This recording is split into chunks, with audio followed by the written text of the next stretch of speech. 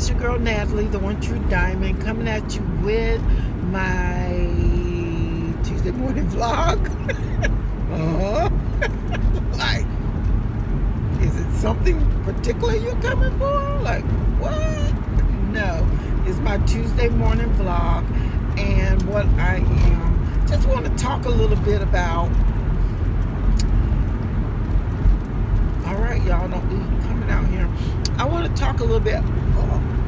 I got a string on my lips about pain. It's really about pain management, okay? You guys, I got so down in the dumps this morning that I felt the tears coming. I got on the treadmill this morning. I done my Abilene rap. I got this morning and I was sore. My joints were stiff, so I rubbed down with just a tad bit of my stuff, that pain cream, and I put a little bit on. And I went, done my Abilene wrap, and got ready to get on the treadmill. I walked for like 3 minutes, almost 4, and I'm like, I can't do this. I was in so much pain, and it felt like my knee was going to buckle up under me. And I wasn't even walking fast. I was only going at 2.3. So that was not even fast. So I was like, I cannot do this. And I'm like, if I cannot get any exercise in to help burn some calories, to build muscles to burn calories, get my heart rate up to burn fat, you know, like, what is the point? And I said to myself, you can't give up, you can't stop, because if you do, you're going to spiral back up. I'm sorry, I feel my cheeks like I want to start up crying, you know. I'm laughing to keep from crying because this is such a serious struggle and a serious moment with me right now. And it has been bothering me because I do not want to get back up to that 331 pound woman. And it's like I've been trying, and every time I try, something comes along and knocks me back down. And maybe things will get better and I can do a little bit more when the weather gets warmer, because, you know, this cold weather just don't help with these arthritic joints. I cannot take time out to have knee replacements. And I feel like if I go to the orthopedic doctor, they are going to suggest knee replacements. I just know it. And I don't want to go that route. I don't want to do it. I know it is painful, and I just don't want to do it. I want to try to go as long as I can, but if I don't protect my joints, then maybe, I don't know. And then I said, maybe I need to start back putting my brace on my leg and seeing if that will help keep it stabilized, and then I can walk with it. So I'm going to look into, I had a brace for one side of my leg, for one leg. So I'm going to look into trying to find some braces, some knee braces for stability, and see if that will help me when I'm working out. Because it is just very frustrating, and I don't know, it just bothers me so bad that I cannot do what I need to do. But, you know, I keep pushing on. And I don't know, I didn't want this video to be a sad video, but it's my sad truth. And as I was walking, I had to stop, and I felt myself getting ready to cry. Because that's how I deal with stress. I cry, and I cry, and I cry. And then something says on the inside, stop crying, think your way through it, and blah, blah, blah, blah. And then I think, I get up, and I go on. But this time I didn't have the full-blown, like, cry, what was me cry. I felt it coming, and it said, stop, don't cry, just go do something else. And I went and got the thing that I told you me and Derek had got. I wanted to call it Total Body Gym, but I don't think that's it. Might be the Total Body Workout. Maybe that's what it's called. You You see Marie Osmond advertising it on TV, where it has the stretchy bands and the bars and the straps for your feet. That.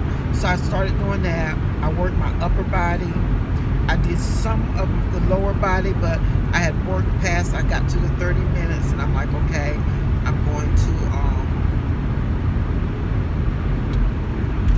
do that, and that's it. Okay, so I did 30 minutes, and that was it.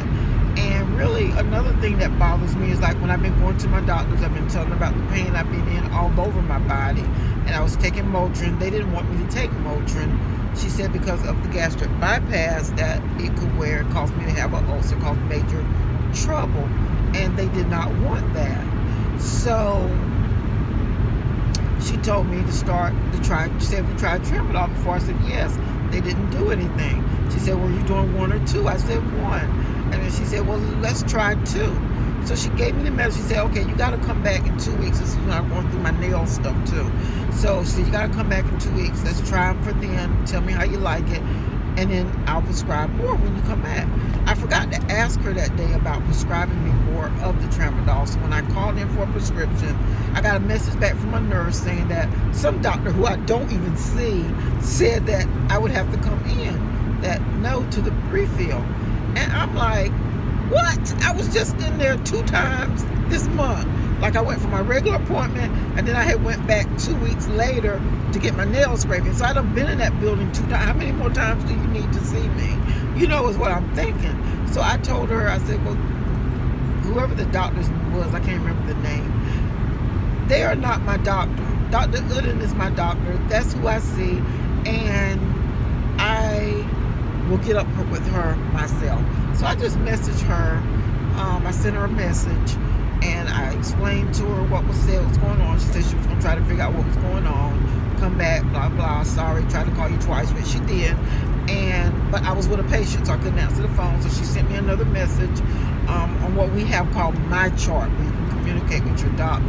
And I do say to anybody, I know this is getting off subject, sidebar, if your hospital or your doctor's office offer My Chart or something like that where you can go in, you can look at your lab results. Lab results are very slow being put into My Chart. I will tell you that. You know, they're very slow. You're not going to get it back within a week or so. It takes forever for it to come back. But communicating with the doctor and the healthcare team, you can do that, because you know sometimes if you try to call in somewhere, you go through these phone trees, you got to leave a message, nobody might not call you back. But I just feel like if I email, get in there, yeah, bing, ding, ding, I'll go around the circle to get where I need to get to, okay? And that's what I did. I private messaged the doctor. And she responded back to me and everything. And then yesterday I get a message from her saying that she had refilled my Tramadol, was at the desk, and that if I continue to stay on Tramadol, she was going to have to refer me to a pain clinic, or I have to sign a contract with them. Because Tramadol, it's a lightweight narcotic, like an aspirin. Aspirin's not a narcotic, but it's like a lightweight narcotic, Tramadol is. So I guess they have to go through the same policies as any narcotic. And so it really upset me, because I'm like, don't be sending me to a pain center or a pain clinic like I am drug seeking, because I was asking for 800 milligram Motrin. Let me go with that. You said no. You need to try Tramadol. You know what I'm saying? They suggested to me. I didn't go in there and say, well, this is what I want. This is what I want. I didn't do that. That's what you suggested, and now you're acting like I'm drug seeking, and maybe I'm taking it the wrong way. You know, I know with laws and with the things that are going on with the narcotics and the opiates and people abusing, I know that it's a big thing now. And I know there's a lot of things have been set in place, requirements and regulations have been set in place for the opiate use and narcotic use. So I know they have to do that. But I just didn't like the way it sounded to me. And no, everybody who goes to the pain clinic or a pain center is not a drug abuser or not drug seeking. Let me put that out there. Y'all know I'm a nurse, and I know that some people do have chronic pain, but the abusers have made it so hard for the people who actually have pain to be able to get what they need without being feeling harassed. And that's what I kind of feel like. I wanted to say, just give.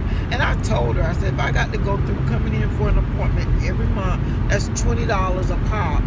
I said, I'm gonna go back to my Motrin.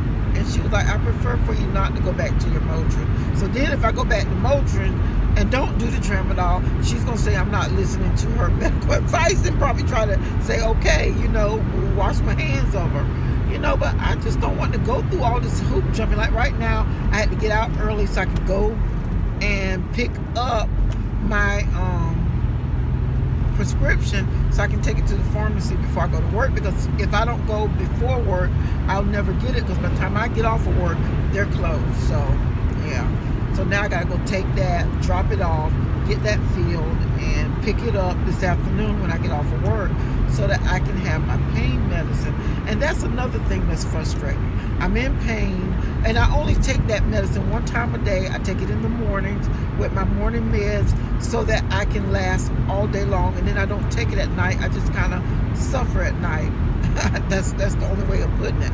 I suffer at night. I don't take it. I only do it one time a day, 2 tablets, which is 100 milligrams. But why should I have to suffer? Why should I have to hurt? I don't like taking medicine. I just don't. And I know this has been a whole video of whining, complaining about. What I'm trying to get out of it is that the struggle is real. That we all have a struggle. We all have something that we go through with.